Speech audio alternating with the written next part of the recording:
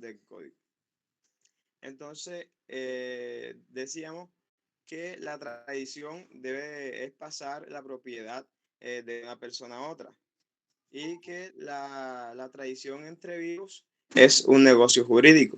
Entonces, cuando hablamos sobre los bienes muebles, la tradición se hace por entrega de la cosa. Entonces, que habían bienes, que estaban sujetos a registros, entonces ellos requieren otras solemnidades para, ¿cuáles son las solemnidades? Que se hiciera el registro de la escritura pública y después se hacía la entrega de este. Entonces, cuando se hacía este registro de las solemnidades y cuando no se entregaba no se entregaba materialmente la cosa, era cuando acudíamos a este proceso. Entonces, decíamos que en la ley solo basta con decir que la entrega no se hizo para hacer este proceso. ¿Por qué? Porque es un proceso legal con disposiciones especiales y que esto se hace bajo la gravedad del juramento. Ahí no te entendí, Alexander, ahí no te entendí de a qué. No, o sea que la persona, solamente se bastaba con la persona declarar que no se le hizo entrega a la cosa, o sea que que se cumplieron las solemnidades, pero no se le hicieron la entrega material del bien para comenzar este proceso. Eso es lo que quise decir. Que también no era suficiente con tener la escritura pública, ya que si no se registra esta, el bien va a seguir siendo del dueño que presuntamente vendió el bien. Entonces decía que para acudir a juez que le entreguen la cosa, debe de probar que previamente se hicieron las formalidades. Entonces, también decíamos que el derecho de dominio se utiliza, en el derecho de dominio también se utiliza y se presenta la demanda para quien haya sufrido el derecho de usufructo y el uso de habitación. Para quien haya sufrido. O sea, que también en el derecho de dominio este proceso también se utiliza para quien haya tenido el derecho de usufructo y el uso de habitación. Uso de habitación, no, uso y habitación. Uso y habitación, es correcto. Entonces... Pero espérate un momentico, lo que pasa es que no sé si lo copiaste mal ahí o tienen un enredo, porque que también el derecho de dominio, no, es que en principio es cuando se da la tradición del dominio, pero lo que dijimos fue que también se aplica para los casos de usufructo, de uso y habitación. ¿Y qué dijimos eso de usufructo o qué? Disculpe. Sí, de cuando... O sea, que cuando dijimos que cuando le entregan es bien, pero y tampoco lo estoy usufructuando. Entonces, que también tenía las mismas formalidades de registro. O sea, eso fue lo que yo entendí, que tenía las mismas formalidades en este proceso, en este proceso. O sea, puedes explicármelo, porque así como lo estás diciendo, no es, pero es posible que tú tengas la explicación, el entendimiento de cómo sería, porque la idea no es dejar pasar así como... O sea, que se tienen también las mismas formalidades cuando se está ejerciendo el derecho de usufructo, se tienen las mismas formalidades. No, Alexander, no es cuando se está ejerciendo, no. Es para adquirir, cuando se adquiere el derecho de usufructo. ¿Listo? Ah, entonces fue que entendí mal esa parte, profesor. Sí, ahí sí. Sí. Espérate, hago una aclaración ahí para que podamos entenderlo mejor.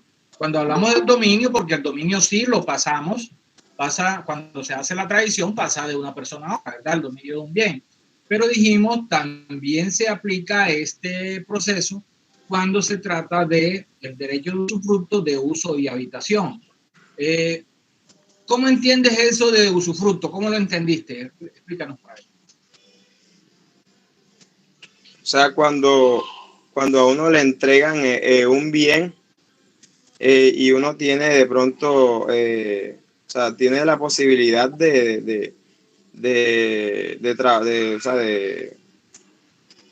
¿cómo le explico? de trabajar este bien que le determinado tiempo.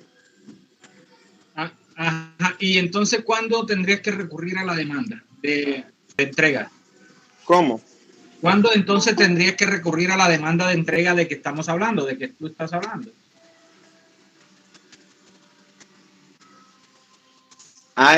Cuando no le entregan el bien y tampoco lo están usufructuando.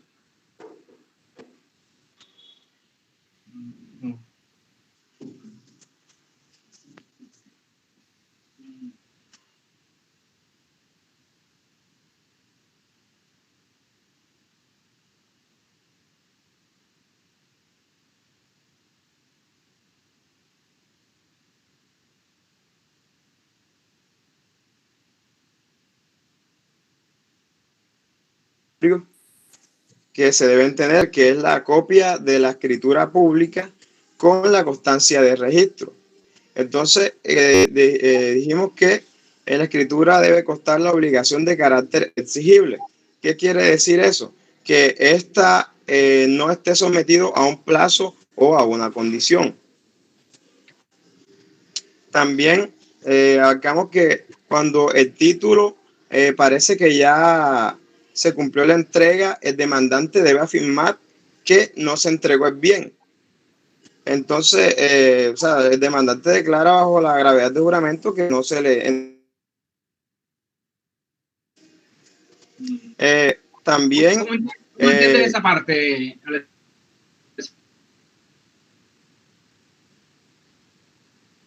Alexander? ¿Cómo?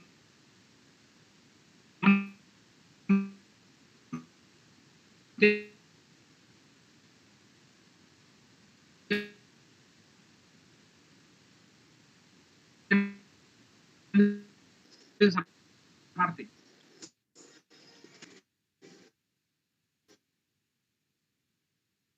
O sea, cuando ya se firmaron hicieron las formalidades, se registró el bien y todo eso, entonces, pero no, otra persona no entregó, no me hizo el escudo. Pero aparece o no ahí en la escritura que la entregó. Sí, aparece y todo, aparece en la escritura que ya se firmaron, se hicieron las deposiciones legales.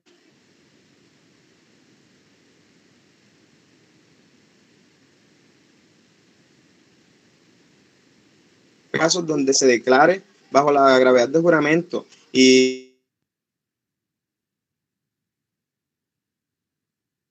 mi declaración sea, entonces dice que falso testimonio llevaría a la pena de 6 a 12 años de prisión.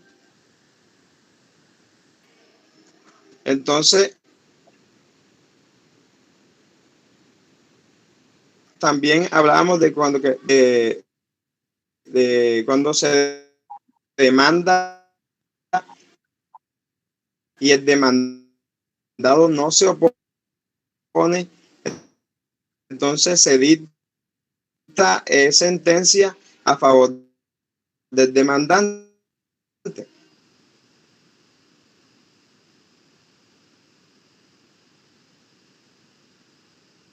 ¿Por qué? Porque se presumen por cierto los hechos.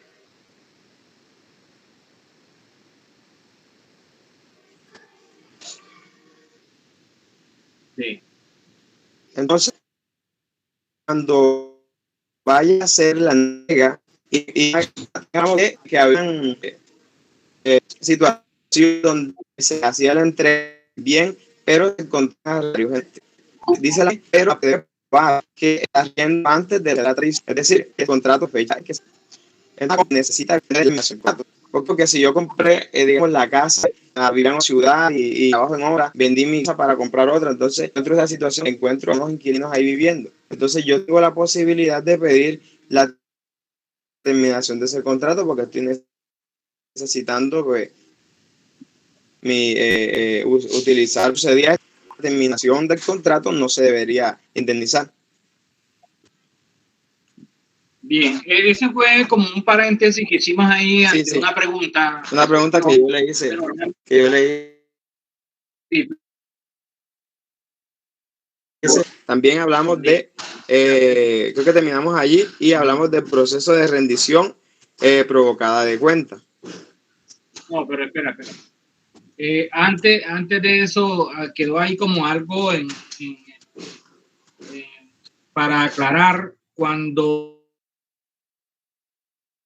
encuentra, cuando hay ¿qué sucede entonces cuando respeta, con el arrendatario se le respeta el contrato? ¿Qué sucede entonces?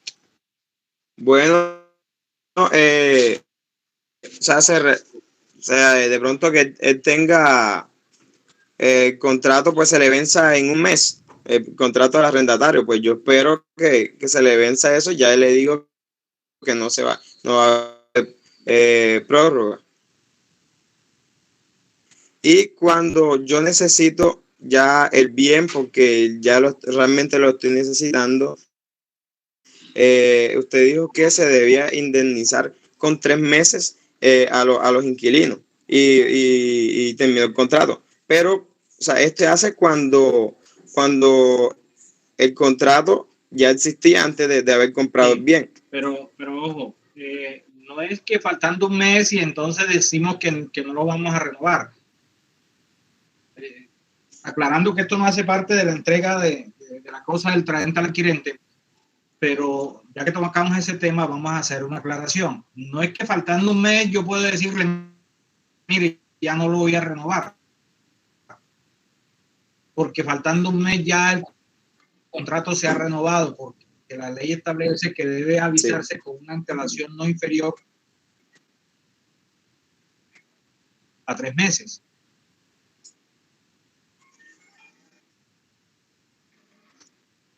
Listo. Para tener en cuenta eso. Lo que te pregunto. Entonces, de ahí es la indemnización que se le hace de 3 meses a... Eso sí, y después entonces, pasado este término, ya se ha renovado.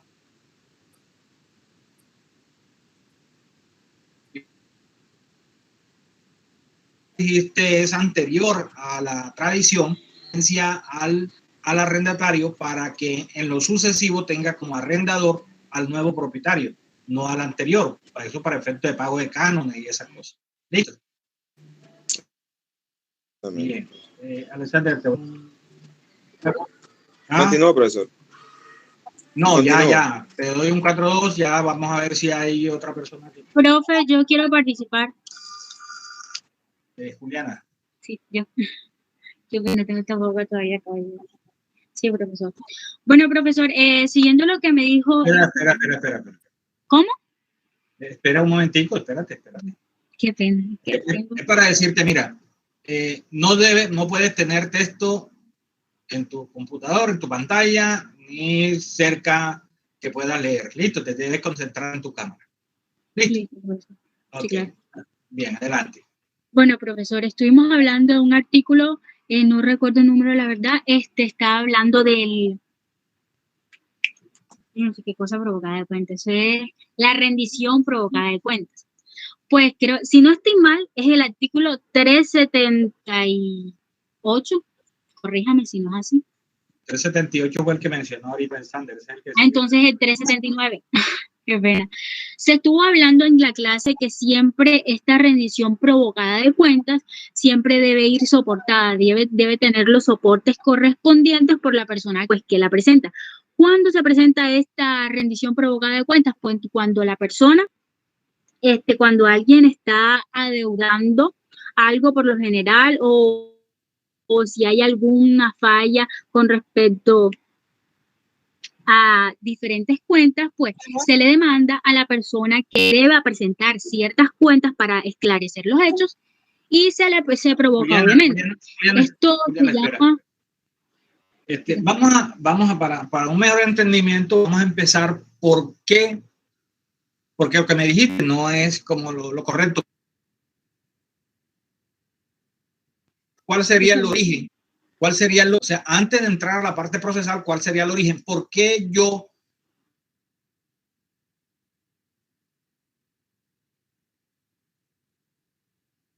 un proceso de rendición provocada de cuenta?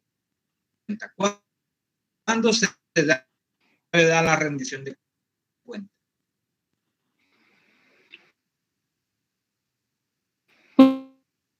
Cuando se, cuando sea necesario. La provocada cuando sea necesario, cuando... No, en general, ¿por qué el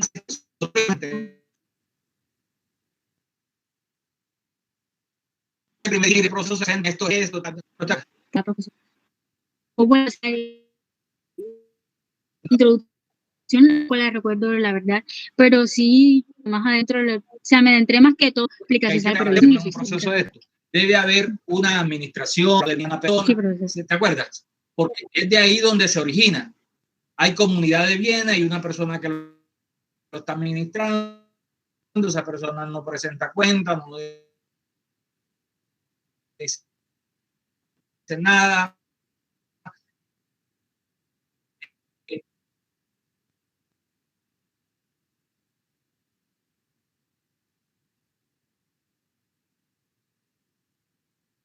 Exactamente. De hecho, yo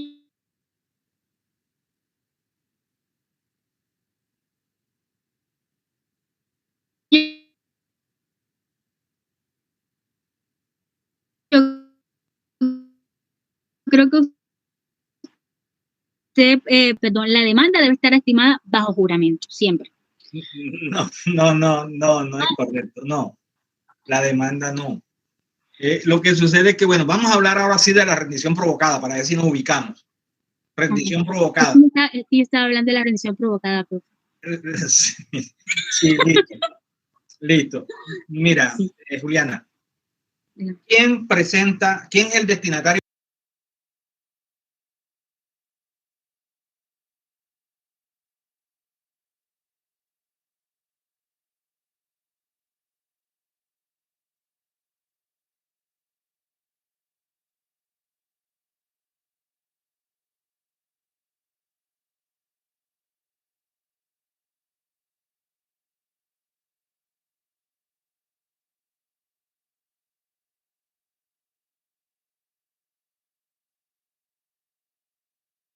Sociedad que nosotros tenemos, pues yo veo que hay un desfalco de dinero, hay un desvío de alguna manera, entonces yo voy y demando a mi hermano, le digo que en la demanda, entre las pretensiones, pues coloco que él debe rendir cuenta con respecto al manejo que se le está dando, que él le está dando, que su administración le está dando, pues al dinero de esta sociedad. Eso es correcto lo que dijiste, pero entonces eso nos dice que es lo contrario de lo que dijiste, porque cuando te pregunté quién es el destinatario de la cuenta y dijiste a quién se le debe rendir, al demandado. No es. Ah, perdón, al demandante. Claro, así es. Me confundo, es que no, profe, me confundo en esa palabra de demandado y demandante, eso es grave. En ese caso tú serías la demandante y tú eres la que estás pidiendo que te rindan cuenta. Por eso es provocada, Así es, sí, que continúa. Pues sí. Cuando yo demando a mi hermano para que él rinda cuenta, si él se opone o si él pone alegatos, pone excepciones y ese tipo de cosas, pues básicamente, si él se opone, pues no hay audiencia. Si hay audiencia, no hay audiencia, si no, sí, estoy diciendo si no se opone, sí que pena. Si no hay audiencia, no, entonces ahí no hay audiencia. Espera, que me no se opone. Sí, qué pena. Si no se opone, si mi hermano no se opone, ajá, no hay audiencia. Ahí sí, es que no hay audiencia, es que me confundo. Sí, entonces. Ahí no hay audiencia. Entonces, lo que hace el juez es que mediante un auto de prueba, pues, ya viene prestando, el auto de prueba ya viene prestando un mérito ejecutivo. Dijo que el auto de prueba presta mérito ejecutivo. Pero que se disuelve. No, espérate, no es auto de prueba, jamás hablamos de un auto de prueba. No, mediante un auto aprueba la estimación que hizo el demandante. Aprobar, de darle, tener como cuenta la estimación que hizo el demandante. Tengo esos apuntes bien malos, profe. Sí, no es un auto de prueba, sino que mediante ese auto aprueba la estimación. Sí, claro. por ejemplo, tú dijiste a tu hermano, bueno, mira, debe rendir cuenta, pero yo estimo que lo que tú me debes es la suma de 500 millones de pesos. Eso dice la norma, se dice bajo la grada de juramento. Si tu hermano no se opone, entonces el juez viene y aprueba esa estimación que tú dijiste de 500 millones de pesos. Aprueba, ¿listo? Y eso va a prestar mérito ejecutivo porque ya ahí se constituye la obligación. Profe, qué pena, yo sé que esto se sale un poquito, no sé si lo puedo preguntar. ¿Qué es un auto de prueba? O sea, un auto de prueba, tú lo mencionaste ahorita, pero jamás eso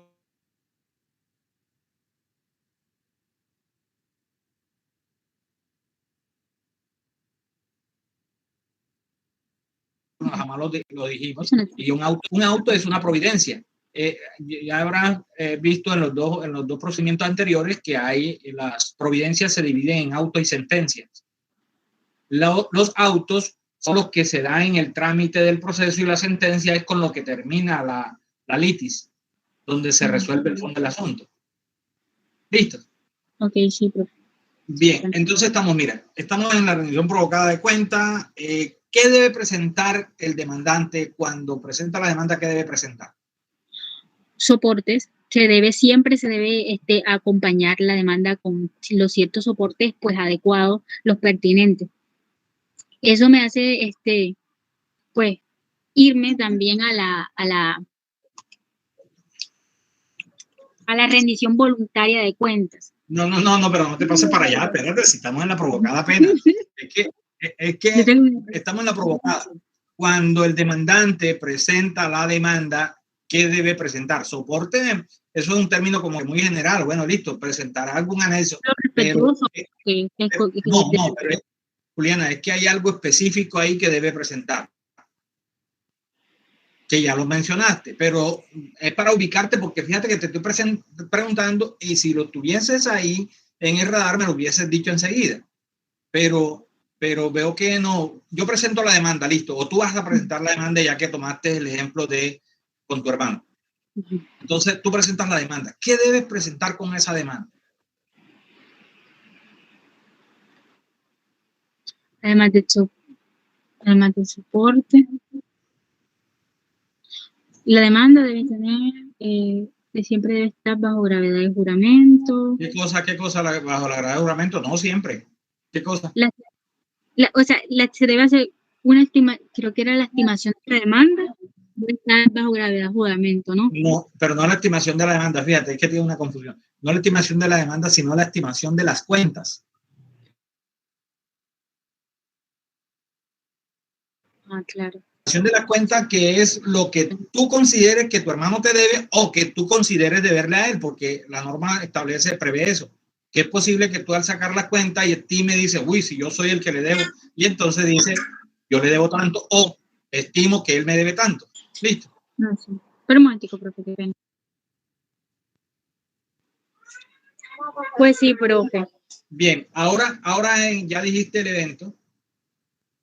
Sí, profe, digamos. Ya dijiste el evento donde tu hermano no se opone. Ahora, si se opone, se puede oponer de 3 formas. ¿Cuáles son? Si se opone, se puede oponer. Con excepciones. Unas excepciones previas, sí es. Excepciones previas, sí. ¿Cuál es la otra? ¿Dónde?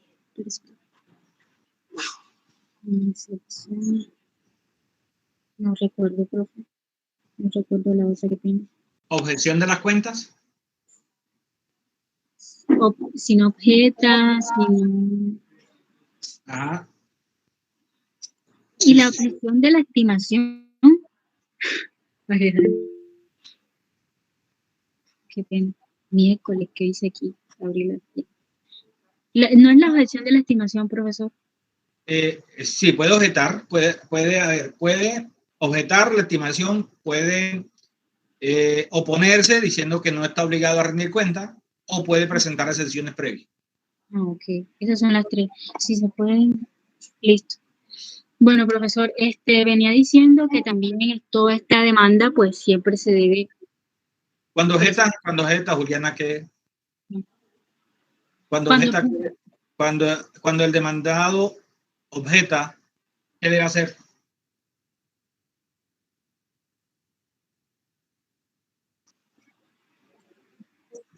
Pues objeta, empieza ahí un proceso, se empieza el proceso que él en realidad no está obligado a rendir cuentas, por lo tanto... Ese es otro, ese es el otro evento, ese es el segundo evento.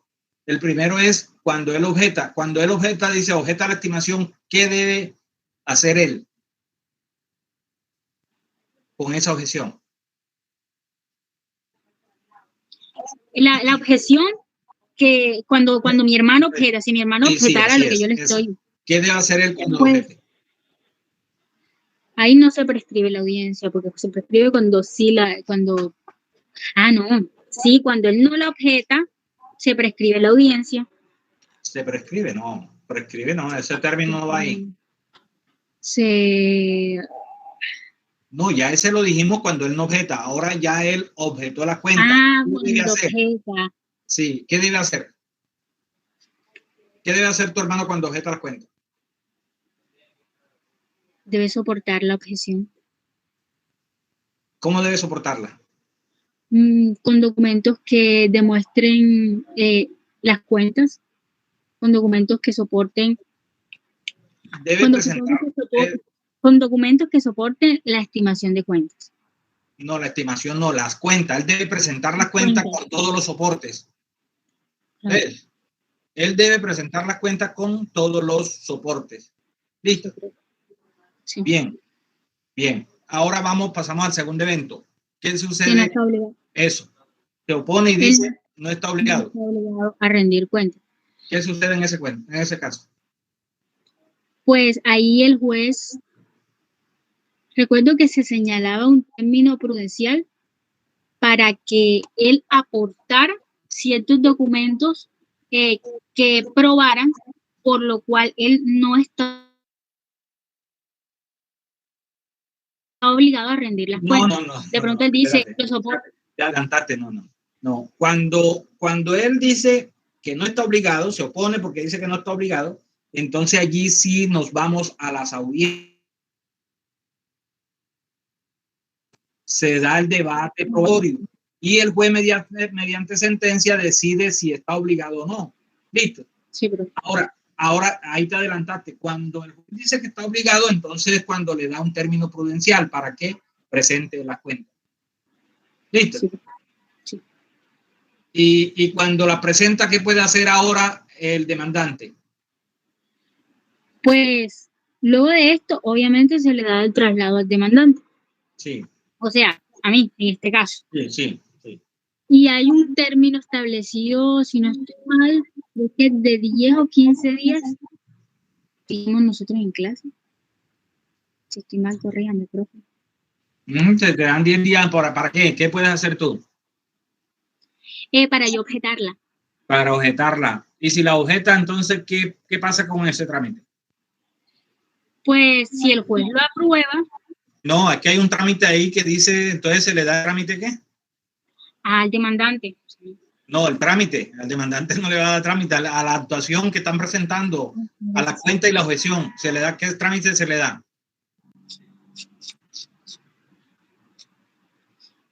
Trámite incidental, trámite de incidente. ¿Cierto? Sí, profe. Bien. Juliana, ¿qué te calificó ahí? Te voy a dar un 3.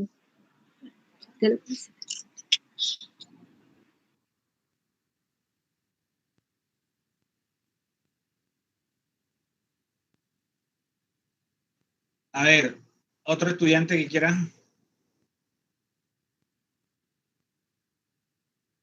Antes de sacarlos.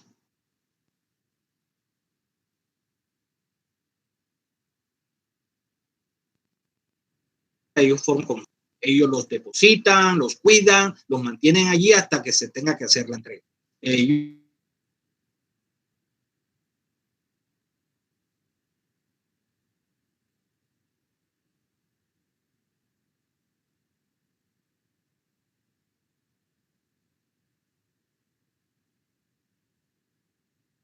Entonces, las cosas que reciba, entonces él seguramente lo va a tener en su parqueadero o en el parqueadero que tenga para ese propósito hasta que se le ordene que lo entregue al demandado. ¿Listo?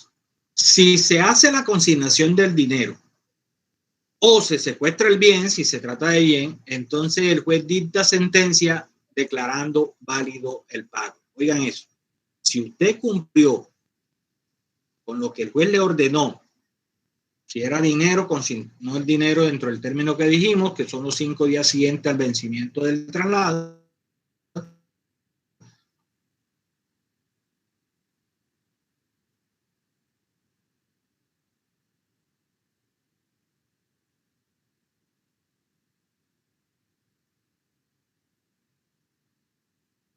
o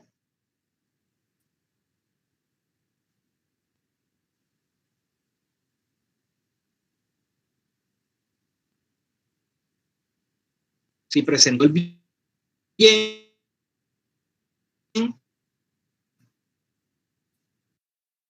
haya declarado válido el pago. ¿Sí? ¿Hay alguna inquietud hasta allí? Bien. Profesor, yo le tenía una pregunta sobre este último de prescripción. Bien. En este caso es que se presentó la demanda, pero el demandado nunca respondió o se depositó el dinero, pero nunca siguió la demanda y retira el dinero. Sí, Olga, sí, más o menos eso. Mira, es que yo presento la demanda, yo consigno, como dice el juez, pero eso no quiere decir que el juez enseguida vaya a dictar sentencia, porque a veces hay procesos por la mora, la cantidad de procesos que atiende el juez. Entonces, ¿qué hace? Tú consignaste o presentaste el bien, ya lo tiene un secuestre, pero él no ha declarado válido el pago. Sin embargo, el término siguió corriendo, el término de prescripción.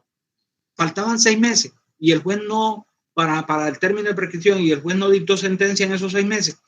Entonces ahí es cuando yo digo, señor juez, yo retiro lo que consigné, dice el juez, bueno, listo, la ley te lo permite, entonces se dicta sentencia negando las pretensiones.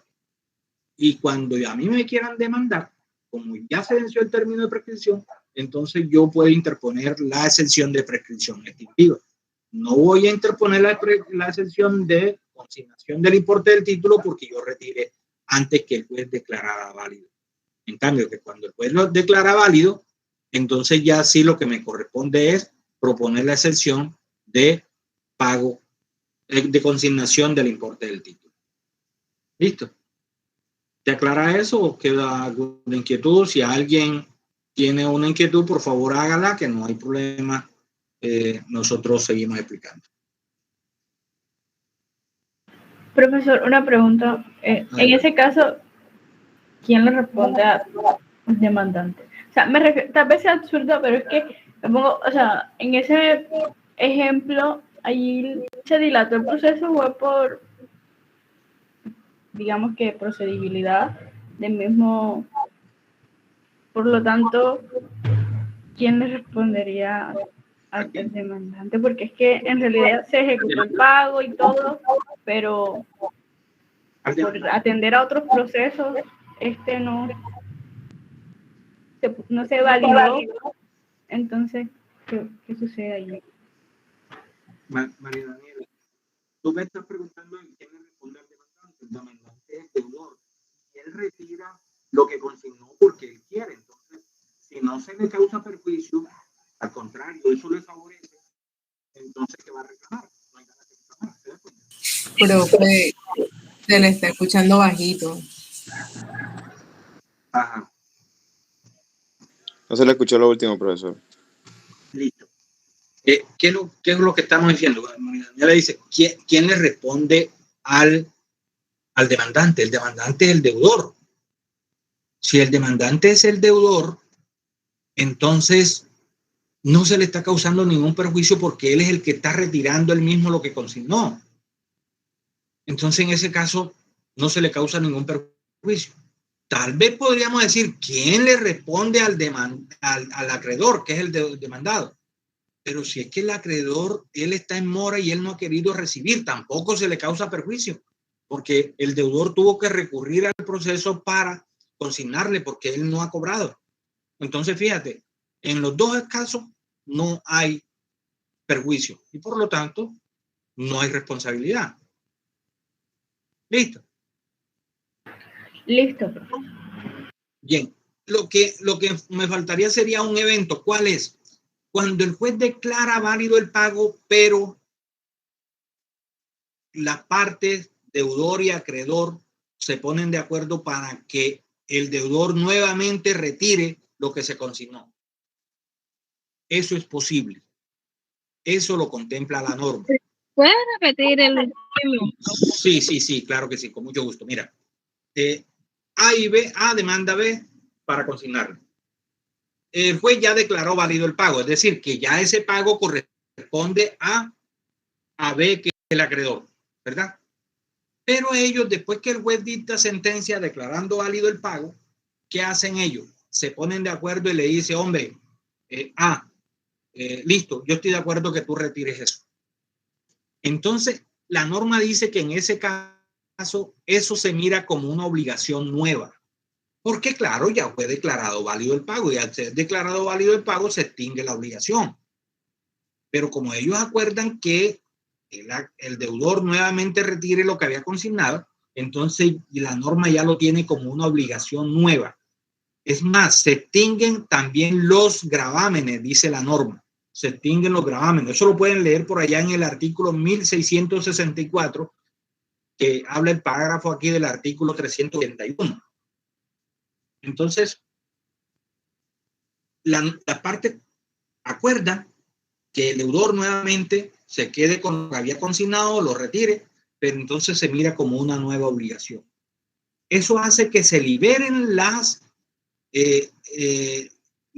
garantías, que se liberen los codeudores, que se liberen los avalistas, las personas que estaban respaldando eso. Porque como es una nueva obligación, entonces ya ellos quedan liberados. Dice la norma, salvo que ellos otra vez consientan continuar con el respaldo de esa obligación, como avalistas, como codeudores, como garantía. Entonces, en ese caso, pero vendría siendo como un nuevo préstamo, por decirlo así. Así de sencillo, así lo entendiste y así es. Así es. Esa es la idea. Eso es lo que dice. Una nueva obligación, un nuevo préstamo, así es. Por eso es que se liberan las anteriores garantías. A menos que los que están garantizando coincidan otra vez o estén de acuerdo que ellos continúen con la garantía. Si no, quedan liberados. Así es. Listo. Preguntas.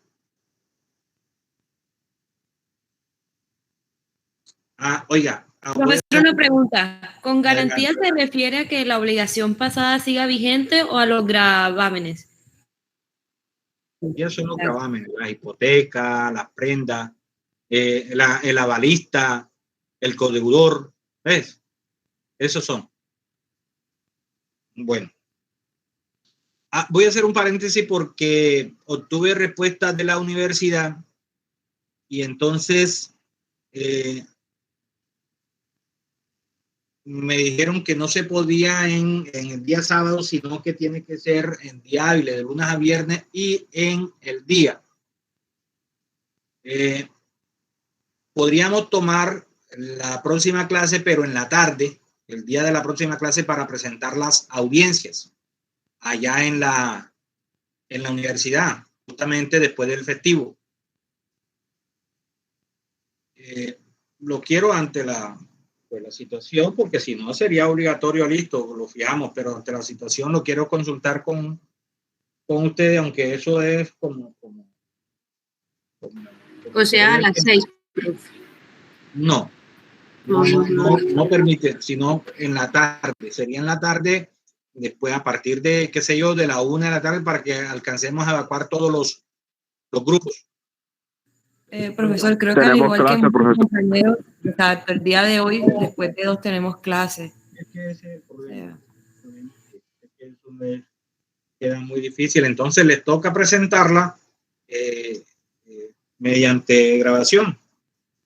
Para mí sí, realmente, y ahí quien sale perdiendo son ustedes, porque pues presentarla es una experiencia muy bonita, presentarla real allá la audiencia simulada. Y además la retroalimentación que se hace enseguida, se aprende mucho. Pero bueno, ante la situación, yo sabía que no nos íbamos a poner de acuerdo porque todo, siempre sale alguien con otra cosa que hacer, entonces casi imposible. Sí. Bueno, no sé, ¿será posible en caso de que la mayoría nos pusiéramos de acuerdo y personas que tengan, los grupos que tengan un inconveniente, a ver si les facilitaría a usted? Bueno, es una propuesta de que los que podamos ir la hacemos allá, y si hay grupo que tiene un inconveniente, pues que la presenten en su video y Exacto, no haya creo que ninguna concuerdo con discriminación mi en la nota, compañero. puesto que sería algo que se les escapa de sus manos, pues. Sí. Porque a mí, por ejemplo, sí, obviamente, porque pensando cómo haríamos el video para hacerlo real, está bastante, no es complicado porque se puede hacer, pero sí, no se vive la experiencia completa. Pero, claro, es mejor, te lo aseguro que es mejor, se alumna mucho, entonces sí, yo estoy de acuerdo. No, y no tiene por qué haber discriminación, sino que se presenta de las dos formas, entonces, pero tendrían que decirme ya porque tengo que apartar, ya yo escribí todas las cosas, entonces lo que me dijo el jefe de departamento, mire, tiene que ser de lunes a viernes, así que me dice la fecha, y la fecha sería el otro jueves para hacerlo, y los demás pues la presentan en forma de video. Yo no sé si hay los grupos, entonces me los informa para yo pedir. Entonces iríamos el jueves en la tarde a partir, dependiendo de los grupos, a partir de la 1, a partir de...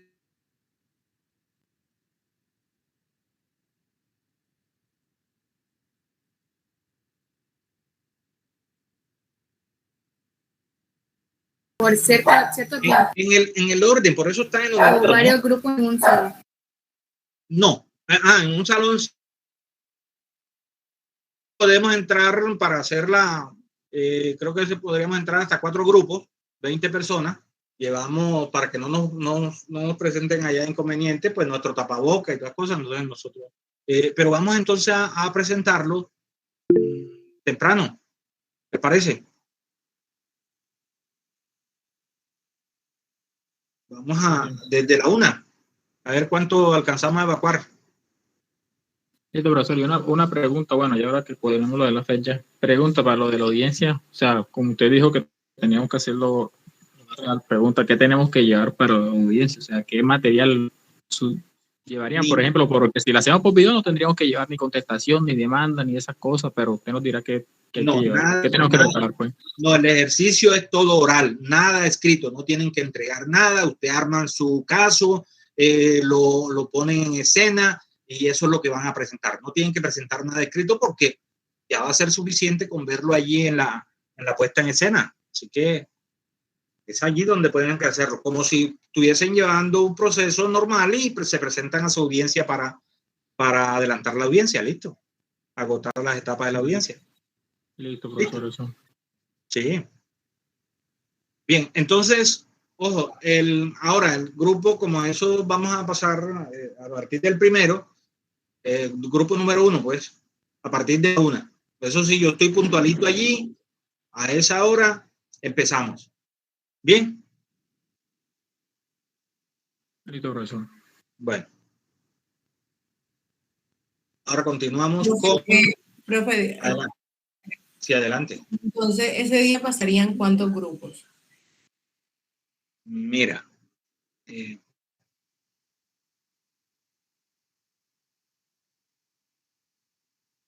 Ahora, yo les pido que no se extienda mucho, sino que va a etapa, la idea es que vayamos ahí, que no se extiendan, porque hay grupos que se extienden y uno tiene que recortarlo. Por eso yo allá de 30 a 40 minutos máximo. Hacemos la retroalimentación y hacemos el cambio enseguida, así que vamos agotando cada... Entonces, lo que quiere decir que en 2 horas podríamos pasar fácilmente 3 grupos. De 1 a 3 hasta el 3, y de 3 a 5 hasta el 6, y tal vez el 6 o el 7º grupo. Profesor.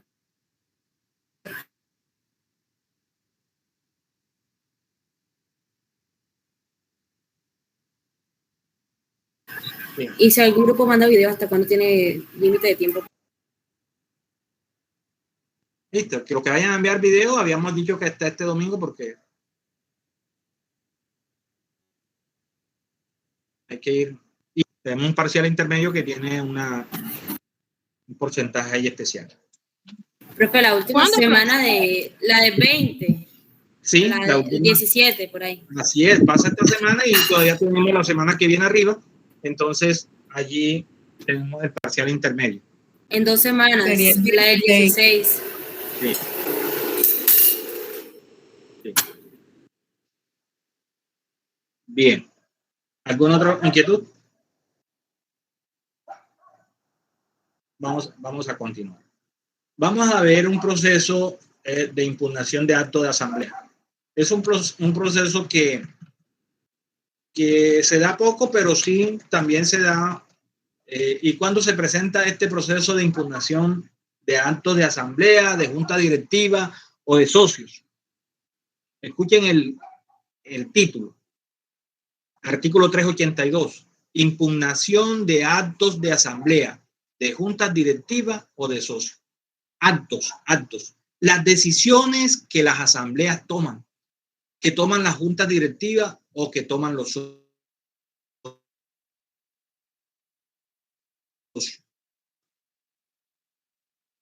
O sea que aquí estamos frente a ¿qué? Frente a una persona jurídica.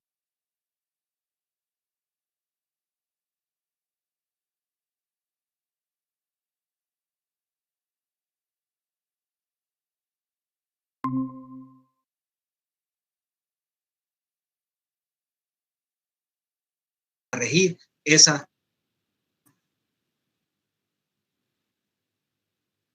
sociedad, esa persona jurídica. Los estatutos son la carta de navegación. Claro que esos estatutos deben necesariamente estar de acuerdo con la ley y la Constitución, porque usted no puede establecer unos estatutos en contra de la ley o de la Constitución, serían ilegales.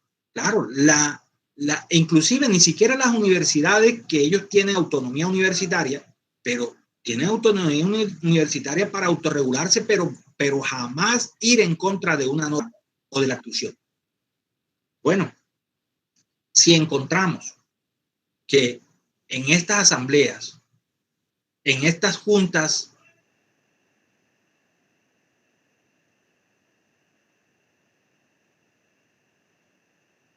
o de socio, se toman decisiones que vayan en contra de la Constitución, repito, de la ley o de los estatutos de esa misma entidad,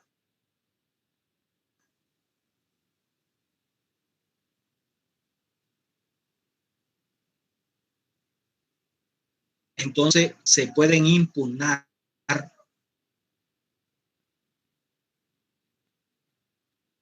esos actos. Por ejemplo, se nombra cada por ciento socio, no con el 100%. O sea, eso conociendo las disposiciones para llevar a cabo ese acto. Cuando eso se presenta, entonces podemos nosotros acudir ante el juez. En este caso es competencia de los jueces civiles de circuito. Los jueces municipales no conocen de estos procesos. Es competencia de los jueces civiles de circuito para conocer de estos asuntos. ¿Ves? Ese es el caso. Entonces, cuando se trata de impugnación de actos de decisiones de asamblea, de juntas directivas, de junta de socios o cualquier otro órgano directivo de personas jurídicas de derecho privado, o sea, cuando decimos cualquier otro órgano es que sea similar a la junta directiva, junta de socios o asamblea, como le quiera llamar a esa entidad. Entonces, solo podrá proponerse dentro de los 2 meses siguientes a la fecha del acto que se va a demandar. Dentro de los 2 meses, o sea, tiene un término perentorio. ¿So pena de qué? De caducidad. Ya ustedes saben qué es la caducidad, que es el término que me da la ley a mí para accionar. Bueno, aquí lo están marcando la ley. ¿Cuánto está marcando? 2 meses. Si la decisión se tomó el 15 de septiembre,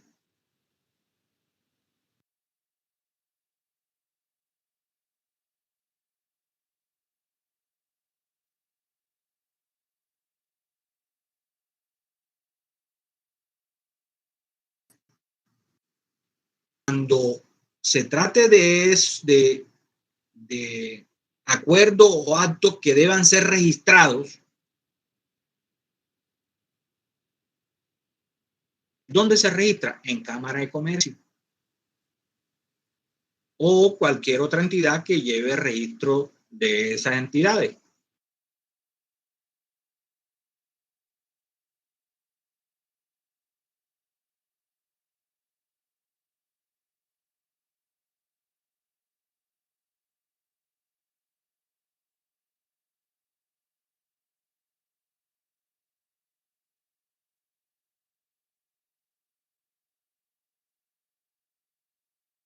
De los efectos de ese acto. ¿Listo? Claro. El juez va a mirar. ¿Qué va a mirar el juez para ver si concede o no la suspensión? El juez va a mirar que, después que haga el análisis,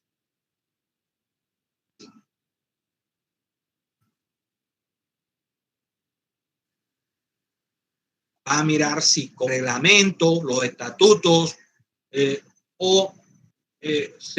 o de las pruebas y de las pruebas que se lleguen al proceso, el acto mismo va a determinar si son violatorias o no de esas normas. Cuando el juez encuentre que realmente se ha vulnerado esas normas, los reglamentos, los estatutos, la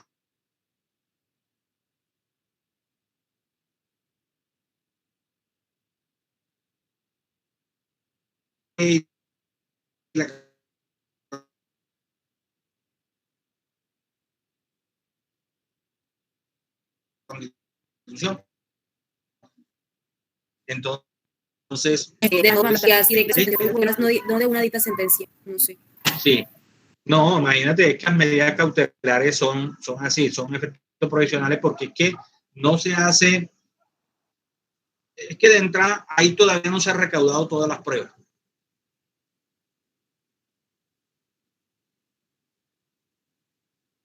¿Oíste?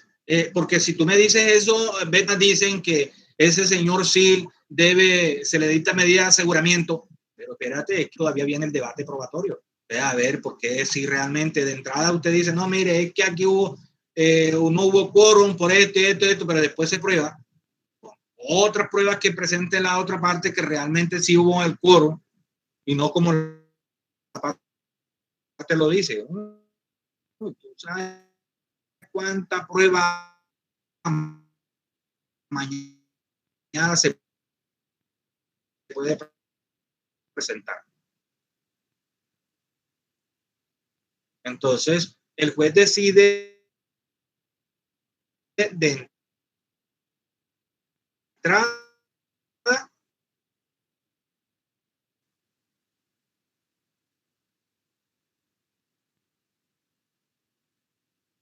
con las pruebas que le lleva el de parece que como es una medida cautelar, oigan esto, porque la suspensión provisional de los efectos de ese acto es una medida cautelar.